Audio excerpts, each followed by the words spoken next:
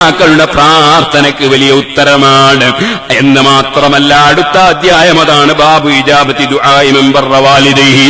ബാപ്പ ഉമ്മമാരുടെ ദുആക്ക് ഉത്തരമുണ്ടെന്ന് മാത്രമല്ല ബാപ്പ ഉമ്മാക്ക് ധാരാളം നന്മ ചെയ്തു കൊടുക്കുന്നവർ, ബാപ്പ ഉമ്മയെ പരിഗണിക്കുന്നവർ, അവര് ദുആ ചെയ്താൽ തന്നെ അതിന് ഉത്തരമാണ്.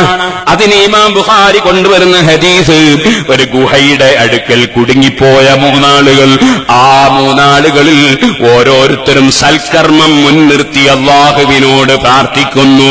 സൽക്കർമ്മം മുൻനിർത്തി പ്രാർത്ഥിക്കുന്നു.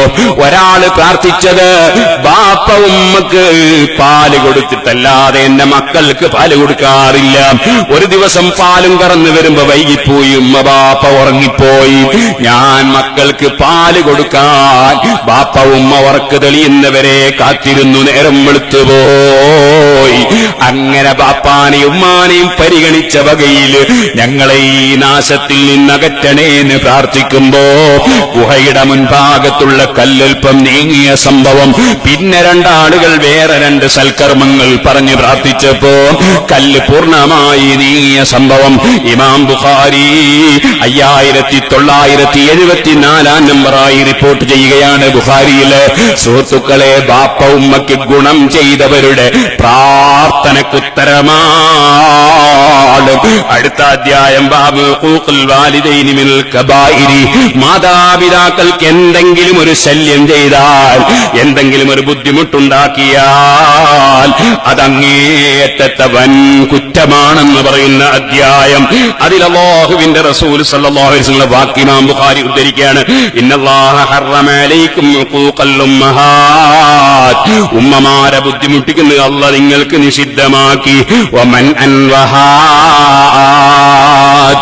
കൊടുക്കാതെ തടഞ്ഞു വെക്കുന്നത്, കൊടുക്കേണ്ടതിന് കൊടുക്കാതിരിക്കുന്നത്, അതാ ആവശ്യമില്ലാതെ എനിക്കെന്തെങ്കിലും തരണമെന്ന് ആവശ്യപ്പെടുന്നത്, അതും അല്ലാഹു തആല വിരോധിച്ചതാണ്. വവഇദൽ ബനാത്ത്, നബിതങ്ങൾ വരുന്ന കാലം പെൺകുട്ടികളെ കുഴിച്ചു മൂടുന്ന കാലമാണ്. റസൂലുള്ളാഹി പറയുന്നത് അതും അല്ലാഹു ഹറാമാക്കിയതാണ്. വകരിഹ ലക്കും ഖീല വഖാൽ, നിങ്ങൾക്കല്ല വെറുത്തതാണ് ഖീലയും ഖാലയും. ഖീലയും ഖാലയും എന്ന് പറഞ്ഞാൽ എന്താണ്? അങ്ങനെ പറയുന്നത് കേട്ടിട്ടുണ്ട്. അങ്ങനെ ആൾക്കാരെല്ലാം പറയുന്നത് ഇപ്പോഴത്തെ വാട്സപ്പില്ലേ, ഏകദേശം ഊഹാപോഹങ്ങളല്ലേ.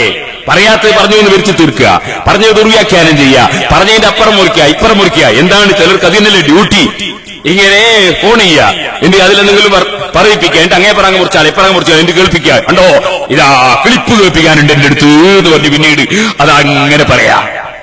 ഈ പറയുന്നതൊക്കെ വിശ്വസിക്കുന്നതും പറയുന്നതുമൊക്കെ അല്ലാഹു വെറുത്തതാണ്. ഖീല വഖാൽ. സുബ്ഹാനല്ലാഹ്, ഞാൻ 2 ദിവസം മുമ്പ് കുറ്റ്യാടിയിൽ വെച്ച് പറഞ്ഞിട്ടുണ്ട്. ഞാൻ ഇമാം മാലിക് റളിയല്ലാഹു അൻഹുവിനെ സംബന്ധിച്ചുള്ള ഒരു വാചകം ഖാദി ഇയാദ് റളിയല്ലാഹു അൻഹു കിതാബ് ശിഫയിൽ നിന്ന് ഉദ്ധരിച്ചപ്പോ പൂർണ്ണമായി ഞാൻ വായിച്ച് നാദാപുരത്തൊരു പ്രസംഗം നടത്തി.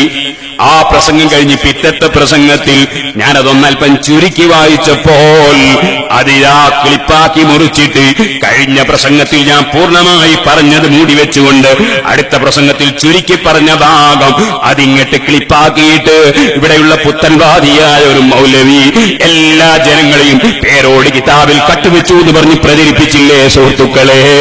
അത് തന്നെയാണ് സംശയങ്ങൾ ഉണ്ടാക്കുന്ന കക്ഷികളുടെ സ്വഭാവം. അതാണ് ഖീല വഖാൽ. അത്തരക്കാരെ ക്ലിപ്പ് കേട്ടിട്ട് നിങ്ങളാരും തന്നെ ഒരാളെയും തെറ്റിദ്ധരിക്കരുതേ ഉമ്മമാരെ, ചെറുപ്പക്കാരെ. ഒരു വിഷയം കേട്ടാൽ അവരോട് തന്നെ അതിന്റെ വിശദീകരണം ചോദിക്കണം, അവരോട് തന്നെ കാര്യം തിരക്കണം. ശത്രുക്കളുടെ പ്രചരണങ്ങൾ കേട്ട് ഒരു മനുഷ്യനെയും നമ്മൾ തെറ്റിദ്ധരിക്കാൻ പാടില്ല. ആവശ്യമില്ലാതെ ചോദ്യം ചോദിക്കുന്ന ഏർപ്പാടില്ലേ, ആ അധികരിച്ച ചോദ്യവും അല്ലാഹുവിന്റെ റസൂൽ വെറുത്തതാണ്. വൈവാഅത്തൽ മാൽ, അനാവശ്യമായി സ്വത്ത് ചെലവാക്കുന്നതും അല്ലാഹുവിന്റെ റസൂൽ സല്ലല്ലാഹു അലൈഹി വസല്ലം വെറുത്തതാണ്. അല്ലാഹു വെറുത്തതാണെന്ന് നബി തങ്ങൾ പഠിപ്പിക്കുകയാണ്. അങ്ങനെ എല്ലാ വിഷയങ്ങളിലും സർവ വിഷയങ്ങളിലും ഒരുപോലെ അതാ ഇറങ്ങി പുറപ്പെട്ട് സംസാരിച്ച നേതാവാണ് മുഹമ്മദുർ റസൂലുള്ളാഹി.